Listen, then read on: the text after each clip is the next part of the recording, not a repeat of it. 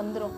Okay, நீங்கள் வந்து ஊட்டி, கொடைக்கானல், காஷ்மீர் இல்லை ஃபாரினில் இருந்தீங்கன்னா கூட அந்த குளிருக்கு வந்து இது உங்களுக்கு வந்து உங்கள் பிளட் ஃப்ளோவை இன்க்ரீஸ் பண்ணும். புரியுதா?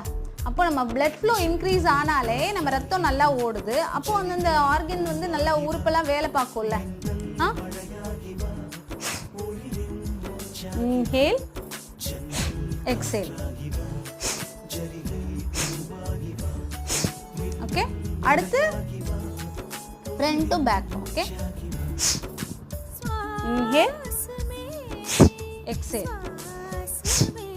கண்ணிமைக்கும் நேரத்தில் நம்ம பண்ணுறோம். ஓகேயா?